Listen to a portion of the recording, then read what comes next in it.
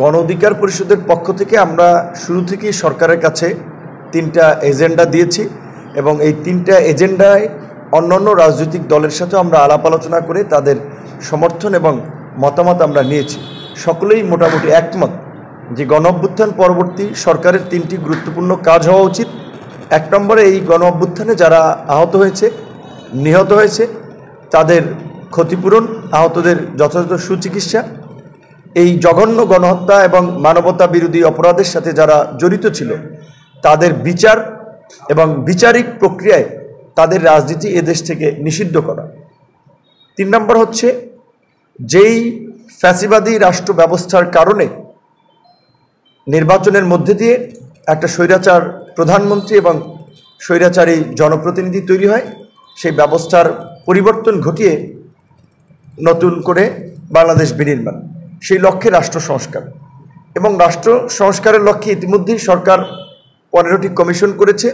15টি commission বিভিন্ন অংশীজনদের সাথে আলাপ আলোচনা করে তাদের সংস্কার প্রস্তাবনাগুলো নিয়ে এখন আবার নতুন করে আলোচনা করছে।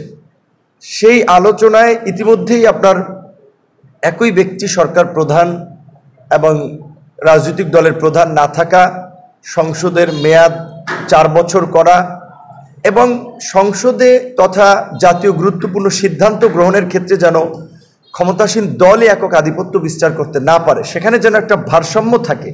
সেই কারণে একটা জাতীয় সাংবিধানিক পরিষদ গঠনের কথা, যেখানে প্রধানমন্ত্রী, রাষ্ট্রপতি, প্রধান বিচারপতি, সরকারি দল, বিরোধী দল থেকে স্পিকার, ডেপুটি স্পিকার এবং অন্যান্য প্রতিনিধিরা থাকবেন।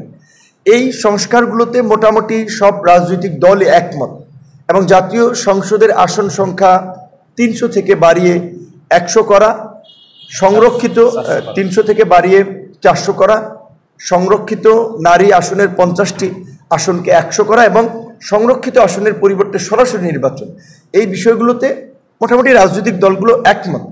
কিছু কিছু জায়গায় একটু দ্বিমত থাকতে পারে, কিন্তু এই দ্বিমতকে একমত করার দায়িত্ব কিন্তু সরকারের, যেহেতু তারা প্রধান ভূমিকায় বসে আছে এবং তাদের প্রতি এখন পর্যন্ত সমস্ত রাজনৈতিক দলের আস্থাটা আছে এবং এই সরকারের মাধ্যমেই কিন্তু আমরা এই সংস্কারগুলো বাস্তবায়ন চাই।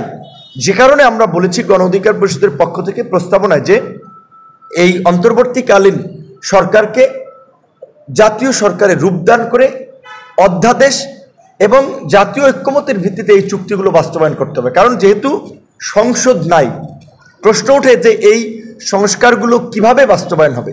এই জন্য আমরা বলেছি যে এইটা যেহেতু একটা অস্বাভাবিক সময়, জাতীয় ঐক্যমতের ভিত্তিতে এই সরকার রাষ্ট্র পরিচালনা করছে, এখানে জাতীয় ঐক্যমতের ভিত্তিতে আন্দোলনকারী অংশীজনদেরকে নিয়ে একটা জাতীয় সরকার গঠন করে সকলের ঐক্যমতের ভিত্তিতে যেই সংস্কারগুলো বাস্তবায়নের পক্ষে সবাই থাকে এবং করার মতো, সেটা একটা সামাজিক চুক্তি আকারে লিপিবদ্ধ করে জুলাই চার্টার আকারে সেটা প্রকাশ করে এবং সেখানে সকল রাজনৈতিক দলের স্বাক্ষর থাকবে। এবং এইটা এই জাতীয় সরকার, এখন তো আছে অন্তর্বর্তীকালীন সরকার, আর জাতীয় সরকার হলে সেখানে মোটামুটি সকল ক্রিয়াশীল রাজনৈতিক দলের প্রতিনিধিত্ব থাকবে। এখন উপদেষ্টা পরিষদ আছে 25 জন, জাতীয় সরকার হলে হয়তো আরও 10-15 জন যদি বাড়ে, 40-50 জন যদি হয় সমস্যা নেই, কারণ 48টি মন্ত্রণালয় আছে।